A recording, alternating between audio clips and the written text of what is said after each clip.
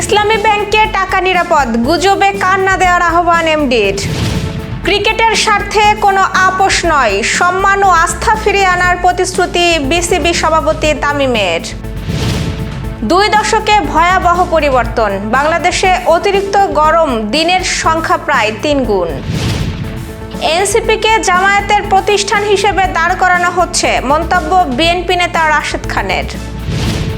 সুন্দরবনে ভারতগামী জাহাজে দস্যু হামলা, গুলি ও লুটপাট। দর্শক, গ্রামের কাগজের সকালের সংবাদে আপনাকে স্বাগত। আপনাদের সাথে আছি আমি স্বপ্না দেবনাথ। শুনছিলেন প্রধান শিরোনাম, এছাড়াও রয়েছে রাশিফল। এবার চলুন যাওয়া যাক মূল আয়োজনে। ইসলামী ব্যাংকে টাকা তোলার হিড়িকের মধ্যে গ্রাহকদের আতঙ্কিত না হওয়ার আহ্বান জানিয়েছেন ব্যাংকটির ভারপ্রাপ্ত এমডি মোহাম্মদ আলতাফ হোসেন। ভিডিও বার্তায় তিনি বলেছেন, ব্যাংকের আর্থিক ভিত্তি শক্তিশালী এবং কোনো তারল্য সংকট নেই। গ্রাহকদের সব আমানত সম্পূর্ণ নিরাপদ রয়েছে এবং প্রয়োজন অনুযায়ী যে কোনো সময় টাকা উত্তোলন করা যাবে। তিনি দাবি করেন, সামাজিক যোগাযোগ মাধ্যমে ছড়ানো বিভ্রান্তিকর তথ্যের কারণে কিছু গ্রাহক উদ্বিগ্ন হয়ে পড়েছেন। তবে বর্তমানে পরিস্থিতি অতীতের সংকটের মতো নয় এবং ব্যাংকের বিনিয়োগ ও পরিচালনায় এখন স্বচ্ছতা ও জবাবদিহিতা নিশ্চিত করা হয়েছে।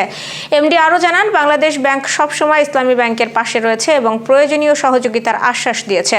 গুজব ও অপপ্রচারে কান না দিয়ে ব্যাংকের উপর আস্থা রাখার জন্য সব গ্রাহকের প্রতি আহ্বান জানিয়েছেন তিনি। বাংলাদেশ ক্রিকেট বোর্ডের নির্বাচিত সভাপতি হিসেবে দায়িত্ব নিয়েই দেশের ক্রিকেটে পরিবর্তনের বার্তা দিয়েছেন সাবেক অধিনায়ক তামিম ইকবাল।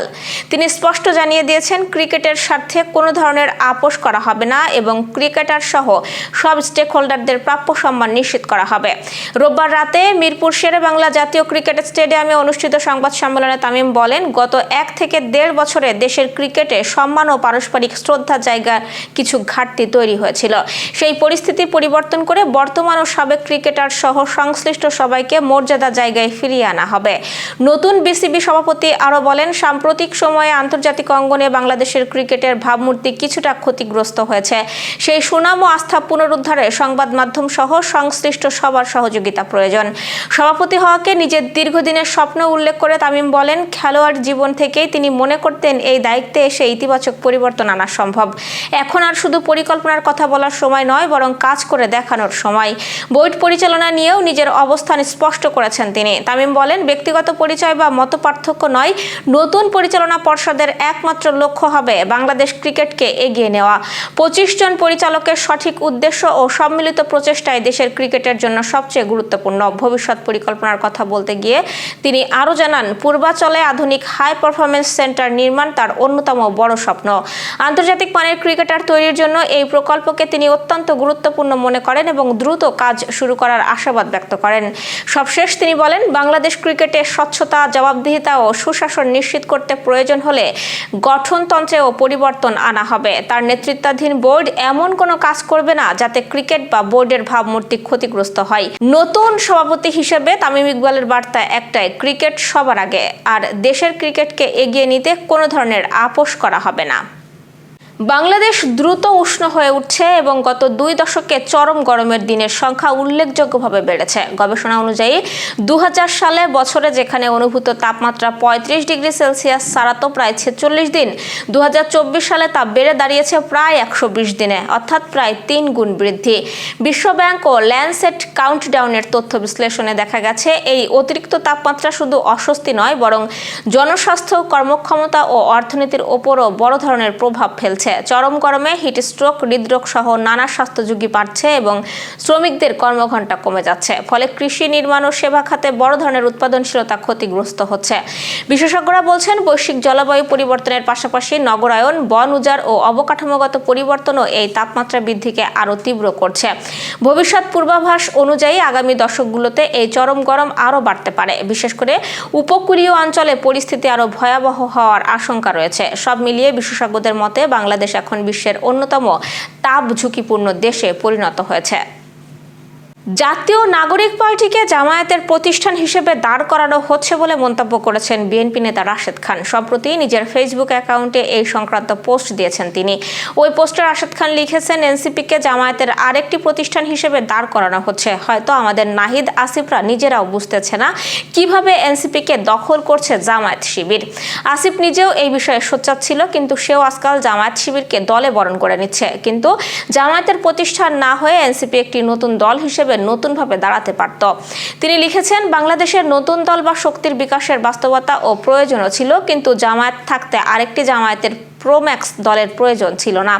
কিন্তু পুরাতন দল হিসেবে জাতির সামনে হাজির হলো এনসিপি। এখন থেকে আর মুক্তির সুযোগ নেই। তিনি আরও লিখেছেন, ৮০% জামায়াত শিবির দিয়েই এনসিপির বসন্ত শুরু হয়েছে।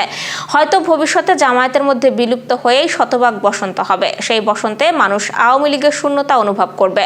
ইতোমধ্যেই এনসিপির ব্যর্থতায় আওয়ামী লীগের ফেরার প্রাসঙ্গিকতা সৃষ্টি হয়েছে, কিন্তু এনসিপির মাধ্যমে আওয়ামী শূন্যতা পূরণের এক দারুণ সুযোগ সৃষ্টি হয়েছিল। কিন্তু সুযোগ হাতছাড়া হলো। নতুন সম্ভাবনা অঙ্কুরে বিনষ্ট করলো আমাদের নাহিদ আসিফরা। সুন্দরবনের অভ্যন্তরে ভারতগামী 5টি নৌযানে দস্যু হামলার ঘটনা ঘটেছে। এর মধ্যে এমভি আব্দুল হাকিম 1 নামের একটি কার্গো জাহাজে উঠে গুলি চালিয়ে লুটপাট করা হয়। নৌ প্রোটোকল রুটে ভারত যাওয়ার পথে শিবসা নদী পার হয়ে সিংয়ের নালা এলাকায় শনিবার সন্ধ্যায় 10 থেকে 15 জন অস্ত্রধারী দস্যু ট্রলারযোগে হামলা চালায়। তারা জাহাজের কর্মীদের মারধর করে, জিম্মি করে এবং মাস্টার ব্রিজের দরজায় অন্তত 15 থেকে 20 রাউন্ড গুলি ছোড়ে। দস্যুরা কর্মীদের মোবাইল ফোন, নগদ টাকা, অন্যান্য মালামাল লুট করে নিয়ে যায়। হামলার সময় সামনের 4টি জাহাজ পালিয়ে যেতে সক্ষম হলেও পেছনে থাকা এমভি আব্দুল হাকিম 1 দস্যুদের কবলে পড়ে। নৌযান শ্রমিক নেতারা এই ঘটনায় উদ্বেগ প্রকাশ করে নৌপথে নিরাপত্তা জোরদারের দাবি জানিয়েছে। তাদের মতে, এমন পরিস্থিতি চলতে থাকলে বাংলাদেশ ভারত নৌপথে জাহাজ চলাচল ব্যাহত হতে পারে। তবে ঘটনার প্রায় 2 দিন হতে চললেও আনুষ্ঠানিক অভিযোগ না পাওয়ার কথা জানিয়েছে পুলিশ। কোস্টগার্ডের পক্ষ থেকে এ বিষয়ে কোনো বক্তব্য পাওয়া যায়নি। দর্শক, এবার চলুন জেনে নিই কেমন যাবে আপনার আজকের দিন, অর্থাৎ 8ই জুনের রাশিফল। মেষ রাশির কর্মক্ষেত্রে নতুন সুযোগ আসতে পারে। গুরুত্বপূর্ণ সিদ্ধান্ত নেওয়ার আগে অভিজ্ঞ কারোর পরামর্শ নিন এবং অর্থনৈতিক বিষয়ে সতর্ক থাকুন। বৃষ রাশির দীর্ঘদিনের কোনো পরিকল্পনা বাস্তবায়নের পথে এগোতে পারে। ব্যবসায় লাভের সম্ভাবনা রয়েছে। প্রিয়জনের সঙ্গে সময় কাটিয়ে মানসিক প্রশান্তি পাবেন। মিথুন রাশির যোগাযোগ ও আলোচনায় সাফল্য আসতে পারে। অতিরিক্ত ব্যস্ততা থেকে ক্লান্তি দেখা দিতে পারে। কর্কট রাশির অর্থনৈতিক বিষয়ে ইতিবাচক খবর পেতে পারেন এবং আবেগ নিয়ন্ত্রণে রাখলে সম্পর্ক আরও মজবুত হবে। সিংহ রাশির আত্মবিশ্বাস বাড়বে এবং নেতৃত্ব দেওয়ার সুযোগ পাবেন। অহেতুক বিতর্ক এড়িয়ে চলাই ভালো। কন্যা রাশির গোপন শত্রু বা সমালোচকদের বিষয়ে সতর্ক থাকতে হবে। অসমাপ্ত কাজ শেষ করার জন্য দিনটি বেশ উপযোগী। তুলা রাশি বন্ধু ও সহকর্মীদের সহযোগিতা পাবেন। সামাজিক কর্মকাণ্ডে অংশ নেওয়ারও সুযোগ আসতে পারে। বৃশ্চিক রাশির কর্মজীবনে দায়িত্ব বাড়তে পারে। ঊর্ধ্বতনদের সঙ্গে সম্পর্ক ভালো রাখুন। ধনুরাশির ভ্রমণ বা নতুন কিছু শেখার সুযোগ তৈরি হতে পারে। উচ্চশিক্ষা ও গবেষণার কাজে অগ্রগতি হবে। মকর রাশির আর্থিক লেনদেনে সতর্কতা প্রয়োজন। পারিবারিক বিষয়ে বাস্তববাদী সিদ্ধান্ত উপকারে আসবে। কুম্ভ রাশির অংশীদারিত্বের কাজে সাফল্য পেতে পারেন। দাম্পত্য বা ঘনিষ্ঠ সম্পর্কের বিষয়ে খোলামেলা আলোচনা ফলপ্রসূ হবে। মীন রাশির দৈনন্দিন কাজে শৃঙ্খলা বজায় রাখলে ভালো ফল পাবেন। স্বাস্থ্য ও খাদ্যাভ্যাসের দিকে নজর দিন। দর্শক, এই ছিল এখনকার আয়োজন। সব খবর সবার আগে জানতে ও দেখতে চোখ রাখুন গ্রামীণ কাগজের ইউটিউব চ্যানেল ও ফেসবুক পেজে। বিদ্যুৎ ও জ্বালানি তেল ব্যবহারে সাশ্রয়ী হন। আপনার কোনো প্রশ্ন বা তথ্য থাকলে জানাতে পারেন কমেন্টে। এতক্ষণ সাথে থাকার জন্য ধন্যবাদ। পরবর্তী খবর দেখুন বেলা 2:30টায়।